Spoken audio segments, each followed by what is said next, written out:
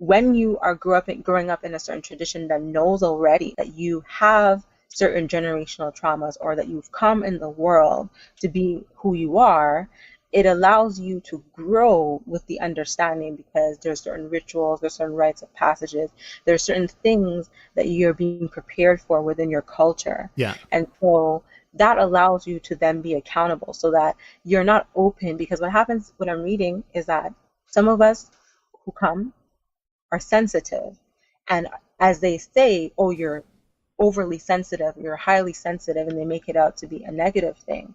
What that sensitivity means is that we are open to receive the messages through and between the unseen and the seen. Yeah.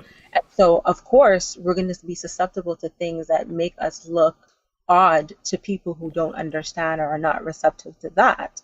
And so, an individual who's growing through a world that is this type of society, that has none of these traditions, has none of this culture, actually denigrates it, actually thinks that it's primitive. It's like, we have to realize that we're fulfilling a certain narrative that does not belong to us. And so we can't be accountable really for our actions. That's why there's a lot of, putting off your problems into things outside of yourself.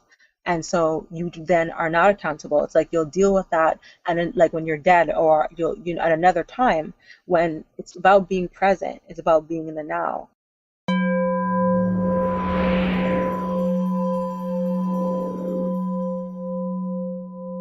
For questions, comments, and to show your support, visit us on the web at afroempath.com. So thank you for your patience. Oh, not a problem. Shoot, I made you wait yesterday, so it's only fair. No worries. So yeah, I guess we'll begin. Like, so when you joined the Facebook group, I snooped on your profile and saw you had a YouTube page.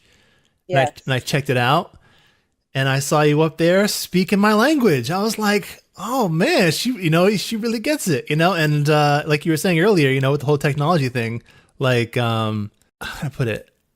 I know for us as empaths, like, we are always like, we are constantly battling with our nervous systems. You know what I'm trying to say? Yes. Like, always, constantly. Like, before I got on here, I was meditating. Like, Louis, like, send to yourself. You know what I'm trying to say? Yes, I understand exactly. So for us to get on, and like I don't show my face, but you actually are showing your face. You know what I'm trying to say? I know that that's very difficult to do, and takes a lot of fortitude and courage. And I know you're not doing it for yourself and for selfish reasons. So when I saw that, I really respected that, and I said, okay, she's doing that. She's doing this to raise awareness. You know what I'm trying to say? Because she's gone through something in her life, and she doesn't, she's doing to others as she would have them have, she would have done. So someone would have done for her. You know what I'm trying to say? So yeah. So I kind of want to talk about that. Really, like, your journey of self-discovery, and then from there I kind of want to go into, like, kind of Western thought versus kind of our ancient thought, because I feel, and I'm sure you feel the same way, that a lot of people that are diagnosed with a lot of these, could be from, I know for me it was ADD, and then I think it was like oppositional defiant disorder, I think it's called, and then later on they even diagnosed me with autism. So I know you've had some diagnoses or misdiagnoses, so let's first, if you wouldn't mind, let's first go into your early childhood, and then like this whole empath thing. Did you realize it's something you like? I know we always kind of know that we're different, but like, let's talk about your growing up, and you're going through the system, and when you got your diagnosis. 'Cause I know you speak on the page of like depression and bipolar and things like that, and then how this whole how did that begin to, how did you realize you're an empath begin to play into your thoughts of yourself versus the labels that were put on you? Oh, well, thank you. I first want to say that I appreciate you reaching out, and in the first place, having the courage yourself to have these kinds of conversations and to put yourself out there in any way, shape, or form, because it's allowing for us to reach the community that we're not able to because some of us are dispersed and isolated and all of those things. So I appreciate that. My pleasure. And, to touch on what you said about, yes, putting yourself out there as an empath. For myself, those in my local community, those that have grown up with me from kindergarten, high school, all of these things, they know to a certain extent my temperament and my behavior and the levels of privacy that I experience. Mm-hmm. So for me to, yes, show my face in this way and to have such conversations, it does take a lot. However, since I was a little girl, now that I come to understand the word empath, I see that I've always been that person. I have always been the person in my family and in groups and settings to want to have the conversations that people don't want to have. Mm-hmm. And I've always, and no matter what age, have had people come up to me of all walks of life, of all ages, to share with me secrets about or things they would never feel the comfort to speak about with other people. Yeah. So to say how I got here and how I know all of this, I will say that I'm very grateful and appreciative that I grew up with having the knowledge of self through my first teacher. I would consider to be my father. He went through his own transition of life, of going through his own free thought and wanting to align to what we call, nature, spirit, and ancestors. Mm-hmm. Rasta type of living. You said Rasta, you said? Yeah, Rastafari, like Gotcha. from Jamaica. Yeah, gotcha. So I thought I heard an accent in your voice. So yeah, so I'm pretty much born and raised Canadian. mm-hmm. But my father and my mother, they are, of the Jamaican, Caribbean type of culture. Mm-hmm. And I'm fortunate because my father raised us to what we call roots, raised us to know our roots and appreciate that, love that. And so even though I had a certain type of conditioning in the Canadian way of being, there was an aspect that I could never let go of or forget because I was raised to know thyself. Mm-hmm. However, society and my human nature wanted me to fit into certain things. And so in the struggle to fit in and to dismantle my authenticity at every aspect, avenue of my way of life, mm-hmm. that's where I realized that I had to stop doing that because it was making me sick. Mm-hmm. So I can tell you that I pretty much have been living kind of life where I allowed society, I allowed myself to be bullied, I had no accountability in my life. I would put the blame on other people. And I started to realize at some point that I had to become accountable and that I'm the common denominator. And that clicked for me in 2014. And that's when I met some naturopaths that came from Antigua. And they really changed the lives of my sister and my family. And from there, these are the things that started to awaken me to realize that from a little girl, I've had a certain knowing, and that now there's something calling me to return to that knowing and to do better and to be better. I'm feeling all of that. I'm feeling all of that.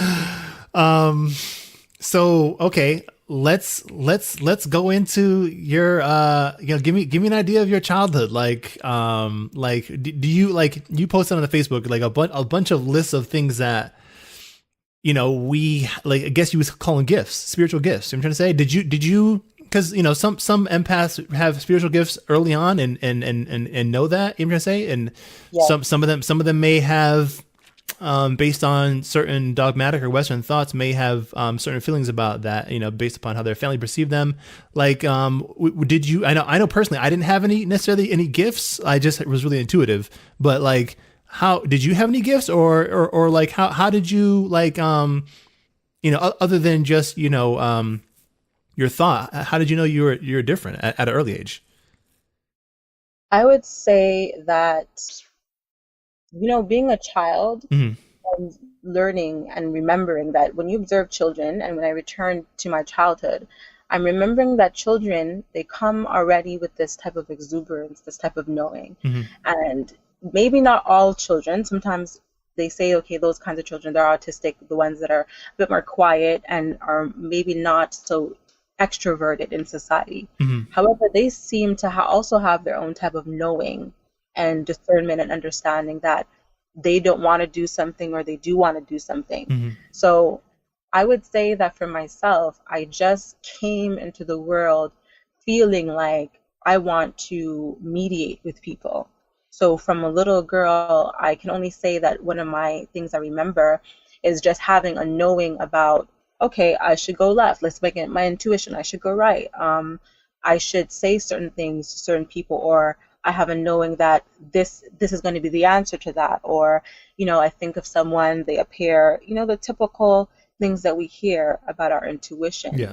But I would say that my spiritual gift, I don't know what it's called, but I know my spiritual gift is that I can think it and it can appear and it can make things happen, whether it's good or bad. And I know that they're connected to my emotions. Mm-hmm. And I won't necessarily give the exact detail of the story because I want to respect the integrity of my family and not say their names and be too descriptive. Yeah. But I must have been maybe between the ages of 6 and 8. And I know that there was someone in my family that really was bullying me. They were, really bullying me in a way where just demeaning me, making me feel small, making me feel little. And I was really hurt by it. And I remember my thoughts were that I was very angry. I wanted them to leave me alone. And I just remember the thoughts, I just wanted them to just disappear. And what ended up happening to that person is they ended up in the hospital. And when I got to the hospital and I saw them there, I was, in tears about it. And I wanted, my thoughts changed. I was like, wow, really want them to get better. And this is so terrible and all that stuff. And, within 24 hours, they were better. So I would say that I've had those experiences throughout my life, that when people, places, and things disrupt me to a point where I'm really sad or upset about it, things can happen. And if I'm really happy and, in a good space, great things can happen for myself and people involved. So Mm-hmm. I don't know what that gift or what that is called, but I know that I have access to that. I think that's just being a powerful, old soul. You know what I'm trying to say? Mm-hmm. I can put it as an old soul. I'll just put it that way, right? Everybody has thoughts. You know what I'm trying to say, but not everybody's thoughts are powered by a great passionate heart. You know what I'm trying to say? Yes. Now that heart, the heart has an electromagnetic field. You know what I'm trying to say? Yes. So this world's an illusion. It's something we're playing out. The dream we're playing out, right? Oh yes. So we're the co-creators and the projectors of this holographic universe that we call life. So yes. Us as empaths, we have just greater magnetic pull. You know what I'm trying to say? In the illusion. Yes. That's pretty much all what that is. Now, you said something about the quiet kid, I was later diagnosed with autism when I was, or I should say on the autistic spectrum when I was I think it was in my 30s, right? Like my early 30s. Mm-hmm. But when I was a young child, a teacher came to my mother and said that he's very quiet. He keeps himself. He doesn't speak to the rest of the children. Mm-hmm. I think he might have autism or be autistic. I'm trying to say. Mm-hmm. So this is early on. My mother didn't, nobody quite knew what it was, but my mother said that they wanted to put me in a situation where I wouldn't be around the other kids. I'd just be, drawing, coloring with crayons. I'm trying to say by myself. And so she said, no, I'm not going to allow that to happen. I'm trying to say. So she didn't. Yeah. So that's good. But I'm just saying, to people listening that a lot of times people that are spiritually gifted, I know I just interviewed that sister, Nicole Livingston, and she was saying that when she was a kid, she used to do some far out stuff go look at the, spirits and things like that, and angels, and playing out outside. You know what I'm saying? Just get up and just probably look ridiculous to her peers. I'm trying to say So I'm just saying that sometimes I think it's important to educate people. You know what I'm trying to say? Because we kind of have to be a voice for the voiceless. You know what I'm trying to say? Oh yes. So, yeah, let's talk about your naturopathic journey. Like, what did you go in there to the naturopath saying you had issues with? Like, I know a lot of us, almost all of us, are probably diagnosed with generalized anxiety disorder at some point. You're going to say, I know I was. Yeah. Like, what did you go in there saying you had, and what advice did she give you, and how did that change your mindset and help you bring to the point you're on now? Okay, so I'm so excited to talk about this Yeah. part. Oh, I'm so excited to talk about all of it, but Mm-hmm. this lends into being a voice for the voiceless. Mm-hmm. So as a woman, we experience different things that go on throughout our body. Mm-hmm. What Black women need to recognize is that if you're experiencing pain in your womb, whether it's that time of the month or not, you need to pay attention to that. And so what I can say is at 14, experiencing what we experience, our periods for the first time, from then it was extremely painful for me. So when I was in 2014, this is years now, I should, have a different kind of experience with that. It was getting worse. So what Mm-hmm. led me to the naturopath is that I remember having one of the worst ones of my life that literally I was just on the ground in pain.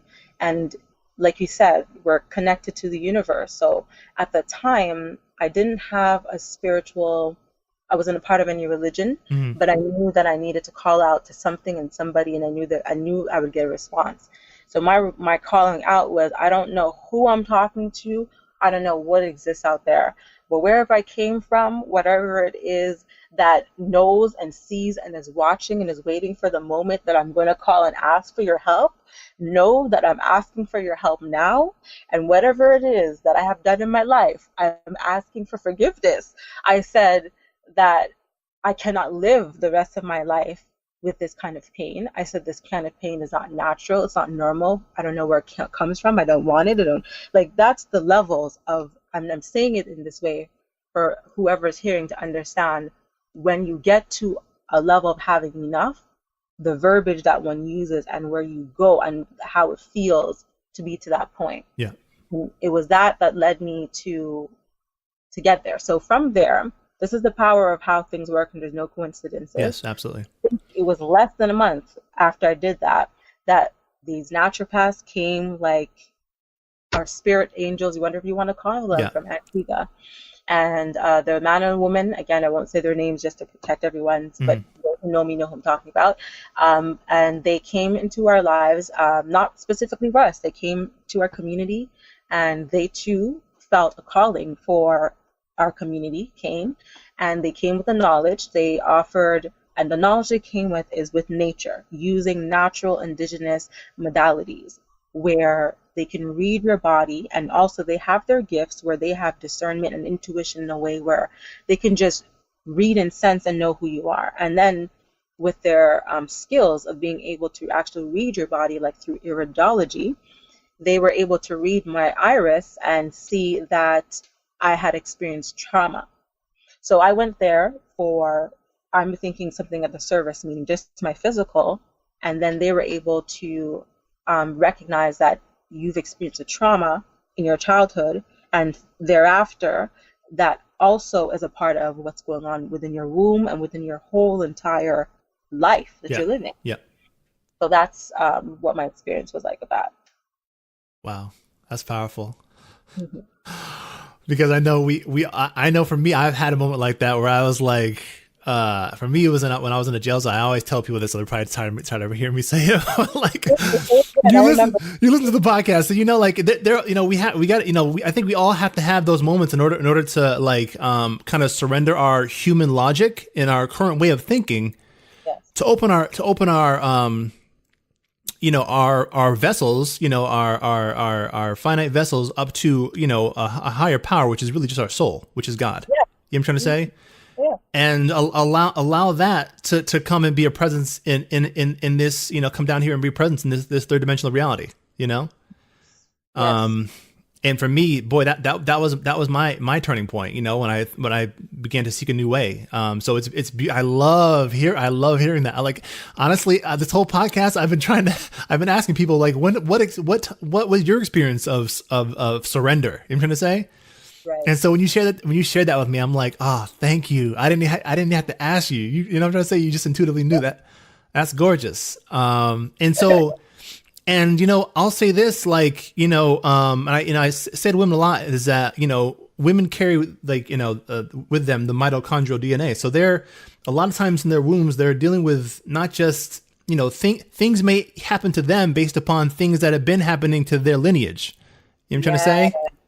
And so we're called, and it's not even women, it's men too, because I'm not sure if I've shared it yet, but like I've gone through situations as an empath where I've had to feel the emotions of being raped as a woman, as a man. You know what I'm trying to say? So I was in my bathtub screaming, feel just from soaking up all these traumas of slavery. You know what I'm trying to say? Right, exactly. So it's like one thing that I heard you say on your YouTube channel is that we're absorbing all of this negativity to bring harmony within our bloodlines. That's right. So I was like, when I heard you say that, I was like, ooh, she gets it. Like, yes, you get it. That's awesome. That's awesome. Because you know what? Like a lot of the work I do is just to let empaths realize that. You know what I'm trying to say? That our physical shells are going through things, to straighten out things within this cosmos. You know what I'm trying to say? Yes. Like, and so like our human logic is not going to understand, like, oh, this is why I'm going through, like, because a lot of people ask the question, like, oh God, well, why would a God that loves me do this to me? And I'm trying to say it's not that way. Exactly. It's not that way. I'm trying to say it's like, and I use the example of Christ, because you got to understand that sometimes we go through suffering for the benefit of others. That's right. You know what I'm trying to say? So we are all that in ourselves. You know what I'm trying to say? So that's an analogy for the struggles we all have to go through. Exactly. And so go ahead. You brought up something, and as a man, that is a very courageous thing actually to say, because when you said that as an empath and you're a man, you were able to experience the physical, visceral feeling of what a woman went through her rape. So what I wanted to say to you about that is that when we have these kinds of conversations, it's with the intention as empaths for healing, because I'm actually in the middle of closing a chapter that leads to that kind of conversation that I just also finished having with my sister as well, where it's that you end up realizing that you can have different kinds of conversations that could flow differently depending on who you are with. Mm-hmm. So imagine you're able to empathize, not only because you viscerally were able to feel it, because that's what empaths, those that are to that spectrum, can feel it like mm-hmm. that. And you can then hold the space for a woman, should she either be in a relationship or not in a relationship, who were to share that story with you, and just hold the space in a way where she feels safe to say what she has to say and all of that. Because I've actually had that experience where I was in front of someone where I was triggered and I was explaining that, and they took it as though I was yelling at them, screaming at them, and attacking them. And I wasn't yelling. I was speaking from an emotional place, a place that was reactionary to my trigger. And it's amazing how the perception can distort the experience of another person, and then it blocks us from being able to hear. And how when you look at it through the lens of, oh, you're crazy, you're yelling at me, you're an angry Black woman, mm-hmm. versus the empathic eye looks at it like, I see you, and what that experience must be like, that right now you're triggered and you're just re-experiencing. So those who don't understand what a trigger is like, whether you see a person's beard, you smell something, you hear something, it could take you back to feeling like you're physically into that trauma of a sexual violence, some type of attack, anything that really just locks you back into that place, and literally like you're in quicksand. Mm-hmm. You're cemented in the experience is happening all over again.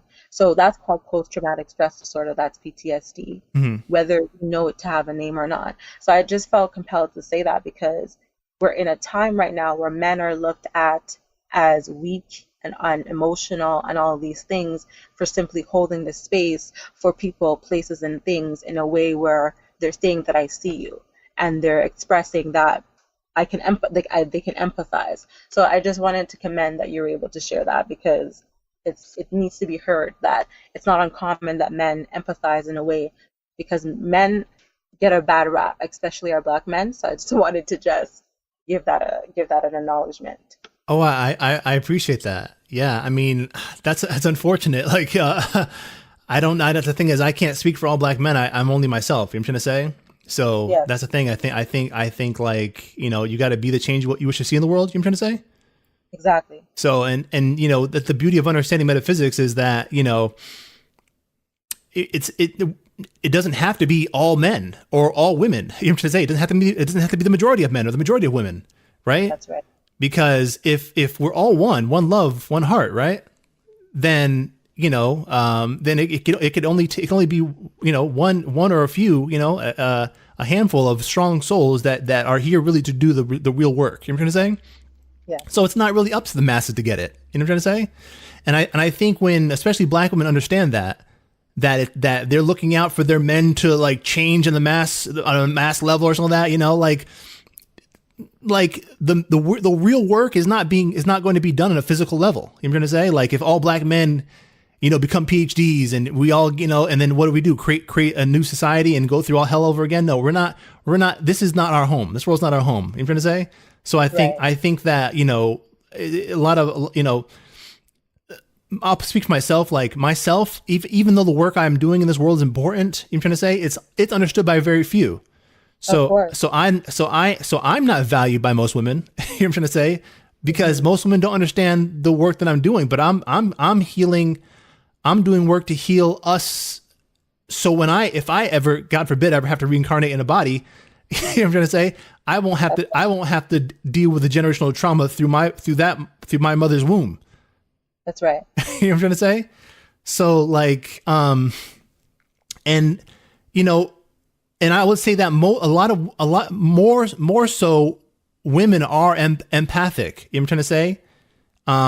Than men, typically speaking. So, but that's not to say that they're not male empaths. Obviously I'm one, but I would say more so women, but that's also just biological in nature. You know what I'm trying to say? You need balance, you know, and you know, babies can't speak. And so women are more intuitive by nature, but you know, don't be so finite in your thinking that, you know, you got to realize that, you know, if you're a woman, you've also had a life as a man. You know, if you're a man, you've also had a life as a woman. You know, so that's just something to realize that, like, yeah. And thanks for bringing that out. So yeah, but when that thing happened, I was living in the South in North Carolina, and I went through like a transformational experience. You know, people talk about Kundalini experiences. Like that was a Kundalini experience for me. And, I had this moment where, I was holding on to so much anxiety in my body that, I thought it was a issue like within my stomach. Like maybe I had some kind of, because I couldn't keep food down. You know what I'm trying to say? Yes. I couldn't keep food down, and it was like, okay, well maybe if I can't keep food down, maybe I'll just do soups. But I couldn't keep soups down either. You know what I'm trying to say? It was like I had so much anxiety in my solar plexus. I didn't really know what a solar plexus was back then, but I was just like, everything I would eat, I would throw up. And so I was like, and I was having a hard time using the bathroom, you know? But what I realize now is that I was holding on to so many emotions. Yes. From dealing with, you know, I'm from Connecticut, and I moved down south, and I was soaking up all this trauma from slavery. You know what I'm trying to say? Yes. And right. And I didn't know what was going on. So I'm thinking, okay, if I eat the right you know, if I eat the right pH balance of food, you know, maybe if I take some more probiotics, nothing was working. So I don't know, so like the energy in the house was getting really, really tense. So my girlfriend at the time, from Antigua, by the way, she left because that energy in the house was so overbearing that she could no longer bear to be there with me, because she knew something was about to happen. She knew something spiritually was about to go down, you know? Right. And so she took off. She drove 8 hours back to Florida, you know, because she knew something was about to go down. And boy, it was like, you know, I told people before that I gave myself an exorcism. This is when that happened. And basically what happened was, for whatever reason, being a man, whatever, it's hard for me to cry. You know what I'm trying to say? Right. I don't know why that is, but like we don't take to crying. We try to be strong. Right. You know what I'm trying to say? But I had to, in that moment, allow myself to cry, which was really hard for me to do. But when I did that, right, I was laying on the ground and I just started bawling. You know what I'm trying to say? Yeah. And sobbing, snot crying. The thing is, you got to realize I was in a decent, healthy relationship. I didn't have there was nothing in my world necessarily that was depressing. You know what I'm trying to say? That's right. Exactly. It was just so much shit within the ancestral trauma within my DNA that was playing itself out, the spirit of my ancestors through me. So then all of a sudden, like you've seen the movie Green Mile, when that dude has all these locusts come out of his mouth. Oh yeah. It was, I mean, I couldn't see myself, but it was something like that. I'm just like, I just like opened my mouth wide and just cried and let all these spirits out of through me. You know what I'm trying to say? And and I felt like, you know, these sharp pains in my hands, you know what I'm trying to say? And the sharp pains in my feet, you know? And I realized, oh my God, I'm going through a process right now. Like I was like stuck there on the ground, screaming and snot crying. You know what I'm trying to say? In this house. And I realized I was going through a process. You know what I'm trying to say? You know, of becoming, you know, something. You know what I'm trying to say? Exactly. And so, you know, and then after that process, that day happened, then the next day, I was like basically shaking. I was like, I had to go in the bathtub, you know, and you know, I heard about taking a spiritual bath, you know, bath and things like that. You know, I was listening to Brother Panic at the time, thank God. And so then I took the spiritual bath, and I'm in there, and that's when I went through that experience when I was feeling what it was, a woman being raped, and I knew it wasn't. I was screaming as a woman, as a man, which it was blood curdling. You know what I'm trying to say? Yeah. I know my screams. It wasn't my scream. You know what I'm trying to say? It was not my scream. So I was dealing with so much shit. So yeah, I understand. And men get, and, you know, it doesn't have to be all men that get it. You know what I'm trying to say? I get it. You know what I'm trying to say? I've experienced it through the spirits within me. You know what I'm trying to say? So yeah, you know, there are men out here that care, you know, it doesn't have to be everybody. You know what I'm trying to say? Not everybody can be, you know, and the thing is, I wouldn't want everybody to have to go through the type of shit. Realistically, I wouldn't wish it on anybody. Exactly. So go ahead. I would say for myself, I've come to learn that being accountable had been the most freeing thing for me. And so when I look back at a lot of situations that have happened in my life that I was a partner to, in whatever regard it was, whether I was in school, a part of my family, or in relationships, I realized that I was accountable in ways where, you know, my intuition, I ignored it. It's that I knew, or I have a knowing that, you know, you shouldn't, you know, do certain things and go in certain places. And I say that to say that when I look back on certain conversations that I have, especially around this topic, because it's like, we hear what's going on right now in the media and how there's a lot of divisive conversation, and, you know, there's certain people that want to say certain things and they feel like they can't in their community because so many different things. So that's why for those of us who are who have decided that we're just going to speak and don't care what people are going to say anyway, because people are speaking about us or not about us anyway. So I say that the accountability has been freeing to just say and speak my story, because people are telling my story anyway. Mm-hmm. And to be able to have the conversation in a way that is solution, it's like with solutions that are provided, where it's like, I'm showing you that I've gone through a trauma, and then I'm hearing what your trauma is, and from there we understand like where our triggers are. Then we can be accountable for how we react or how we respond, right? And that means that it's either we know that we can hold the space for someone or we can't hold the space for someone, and then we should be accountable for being able to communicate that in some way, so that then we don't waste time, we don't waste energy for no reason in these ways where it's like then we're blaming people. And so I'm just learning that accountability for me has been like one of the keys, or one of those things that have just been like, oh wow, if I just knew this earlier, or if I just understood this earlier, my life would be so much simpler. Give me an example though. What do you mean by this? By being accountable? Yeah, but give me an example. Like what like give me an example so I can understand. Okay, so okay, so since we're already talking about this Yeah. whole talk Yeah. about ancestral trauma and Yes. like sexual violence and all these Yeah. things. PTSS is what Dr. Joy Leary, I think her name is. Yes, Post traumatic slave syndrome. Yeah. yes, exactly. And then when we see that they have post-traumatic stress disorder, and we see how there's similarities, but Mm-hmm. then for us, those of the diaspora, whether we are of the Americas, the Canadas, the Caribbeans, whatever, Yeah. we all have experienced some type of ancestral trauma, and it resides within us. Correct. And so there is that. And so what that means is, as I continue to read certain books, and I will reference at this time Malidoma Some's Of Water and the Spirit, and Sabonfu Some's The Spirit of Intimacy.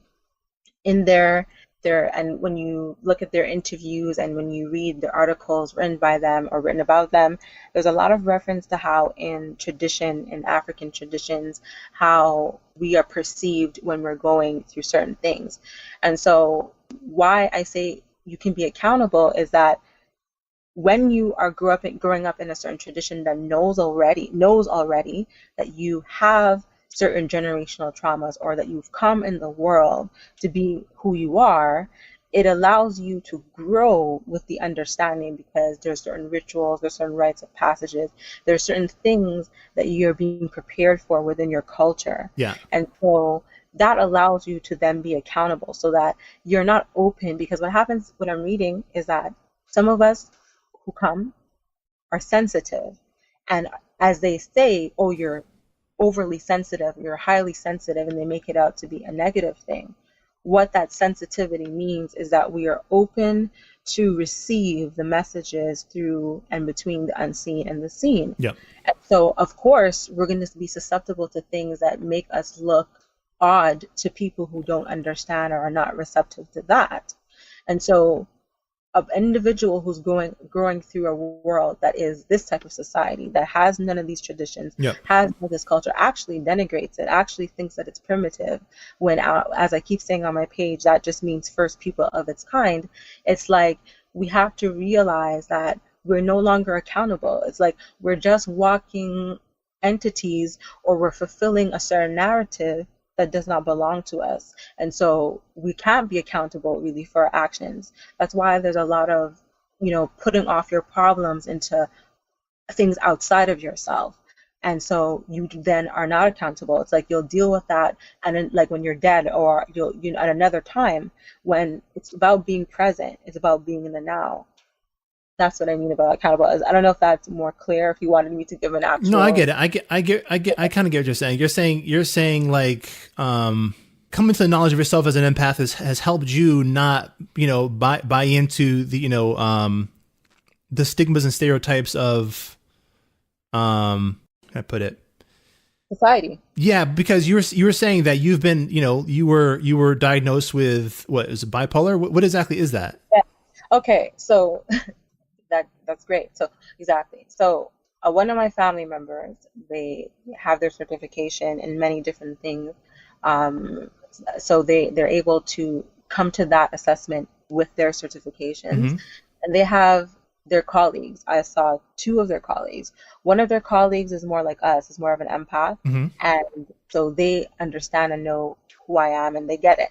Another one of their colleagues is more of the European theory, linear theory, that, Mm-hmm. you fit these, I don't know, 4 to 5 traits, Yeah. and so then you are bipolar. Yeah. And then you would be considered borderline personality as well, because you would fit these traits, and then we would fling the depression in there because throughout your life you've had an experience of having a low. So how I am able to counteract the traits and explain how the differences are connected and how it's misinterpreted is that we know that this type of theory is it's brand new. It's a baby when it comes to thought. Correct. Nature precedes all of that. And so when we look even in shows like Star Trek, there's depictions of empaths. You look back, I can't remember in what story it was, but there's a conversation about empaths. So it's like, whether there's my thing is this really with the labels, is that whether you, any person walks into any space and decides that we're going to plant our flag and call it this or that, it already has its own name, representation, it's already being. So even if you, and whoever comes, how many years and how many times, and plants a new flag and calls it a new name, it already existed as it was before you. And it doesn't need, the truth is not contingent upon your belief. It's not contingent upon all of us agreeing that that's the truth. It's already being. So the whole thing with the labels is that I'm at a level of realization that I no longer need to fight with anybody about it, because I understand that the same way that people can point their finger and label me and say, you're this, you're that same thing could be true about them in their lives and what they're hiding, they're not speaking about. And even when you are saying that you are mislabeled as being autistic, Yep. and all of these things, I've read and I've come to observe in myself and in all people places that, like, we can all have versions of being autistic or having versions of being OCD in slight little tiny ways. If you really observe different people, no matter how much intellect, no matter what PhD and doctorates they have at their name, if you really listen and observe people in their day-to-day, we all have little, what I call isms about ourselves that could be reflective of some kind of disorder. And it makes sense because we're living in a disordered world. Yeah. We're not living in a natural world. We're not, like you said earlier, this is an illusion. So it makes sense that we're all walking around kind of disordered. So I actually now can laugh at the fact that people are making money off of these labels and are pushing these pills and saying that these are things, when I can pick up now books and other theories, and then there's now doctors, whether they're white, whether they're black, whether they're Indian, whether they're Asian, whether they're in this generation, whether they're 20, 40 years ago, that have been talking about empaths being a real thing. So we no longer have to be in a position of, oh, you labeled me this, and so now I have to wear this, and I have to become this. Yeah, it's like this badge of shame, this scarlet letter. Yes, and it really is a misnomer. And I'm amused by it so much that it's like, who wants to be? You know what your name is, and nobody. If your name is Louis, right? Yeah. Your name is not Louise. It's not. I know. I hated when the kids used to call me that. There you go. We get it. Yeah. So it's like it's that, and so I find it amusing. So when people want to understand what the differences are, I can explain it to you to a certain extent, but my thing is, the conversation ends for me when it's just constantly contrary, the person just constantly wants to put you in a box to figure out. I'm not about being in a box, because empaths do not need to quantify things in order for it to be real, to understand, to know. From you're a child, it's like, yeah, you hear it, you smell it, you taste it, yeah, that makes sense. And you can kind of, break it down and say, yeah, that belongs on that. That's, we didn't see the recipe, we didn't read we don't know the lyrics, but somehow we know, the rhythm. And others are disrupted by that. Yeah. How could you know when you didn't read and you didn't go to What Yeah. tool did you use? Yeah. What There's, theory yeah. are you using? It's Make like, sure. yeah, it's like I told the sister in that last interview I was having, and basically I said it takes the light to see the light, Yes, I remember that one. right? It's so that's the thing, they don't have the light, you know. So the thing is that, you know, they're thinking as pure intellectuals, as observers. You know what I'm trying to Yes, say? But there's a deeper level. You know what I'm trying to yes, say? It's just our natural way of thought. You know what I'm trying to say? So, you know, as Africans, we're holistic thinkers. You know, yes, and I will go further and say that I really do believe, I should say I don't believe, I know for sure that at the higher levels of European society, they know that there is a spiritual battle being played out, right? And they are at the top levels, I feel, right? I probably could prove it, you know, but I'm just gonna say I feel that every generation of new souls incoming into this world, they are labeling them things and dishing them out drugs to keep right. them docile and confused. That's right. Again, when I was even though I talk about the whole early speculations of autism, later on in school I was labeled with attention deficit disorder as one of the things, and they gave me Ritalin, which is basically baby crack. You know what I'm trying to say? And so, and what I've learned later on in life, my adulthood, is that, you know, they did that to a lot of black boys. You know what I'm trying to say? They overdiagnosed minority children, a lot of black and Latino boys Yes, that were quote unquote, you know. So you know, I realized that whether they know it or not, like a lot of these school systems, you know, are targeting, you know, some of them actively doing it, maybe some of them not realizing that they're doing it, but they're targeting us with not just the labels, but also sometimes drugs.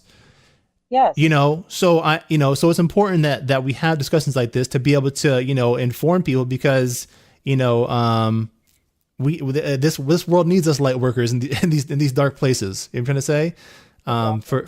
For the people like us that are growing up in this world, that are different, and you know, may not know quite what they are yet, and have, you know, found their spiritual footing.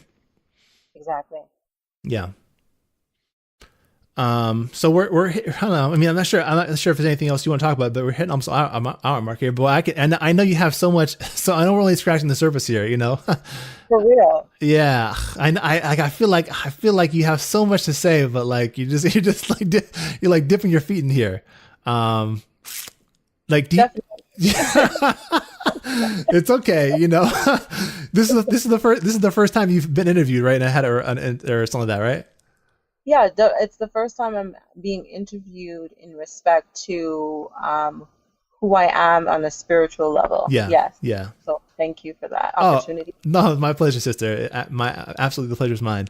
Um, did you want to end here? Is there anything you want to kind of leave on? Because I know we're hitting about an hour mark here, but I mean, it's up to you. Well, it's if you have any other questions, I don't mind answering. And what I would, if we are ending, I would just wanted to say that I wanted, for me, stress.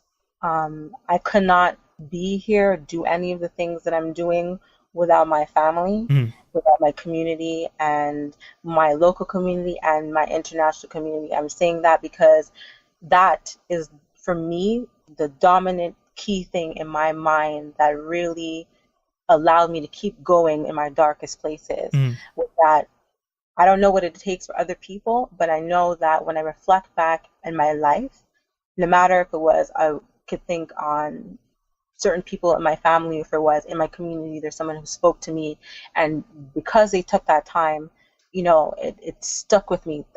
Those are the things that kept me going throughout my life, was that I had that. And of late, what was able to lead me to Maladoma Some, and his tradition of the Dagara community, that really was important, which is having my connection to my ancestors. That in 1 year, being able to understand that that was a missing element for me. I can't speak for everyone, but that was the turning point, and I can't even imagine what the future holds for myself and my family now that we have a relationship with our ancestors and with the community in a way that is like, I've dreamt it and now we're living it. And it's not even to say that it's a material thing. It's just feeling finally that all of those thoughts when you're a child of why can't we as a community and a family and a people come together and honor nature and do certain things in respect, and why aren't we doing things in a traditional way? Like right now, this is the experience that I myself and my family are having, and it for me it's the ultimate thing that I all my life, that missing element where I'm like, there's something missing, and I found it for me. So that's the thing that I had to give a shout out and make sure I don't forget to say that. So thank you. That's beautiful to hear. I'm happy for you. I'm happy for you hearing your journey. So I know you have a YouTube page. Like, how would people, like, what would people type in a search engine to find your YouTube channel? That would be Iset Asanté. So that's ISET. Asante is ASANTE, with a little accent aigu pour le français. Those are Canada. And on Instagram, that's I.SET. All right, sister. Thank you again for your time. Feel free to hit me back up anytime if you have anything that comes to you on your heart or mind. All right. Likewise, and I thank you for the opportunity. You have a great one. You too. Peace. Bye.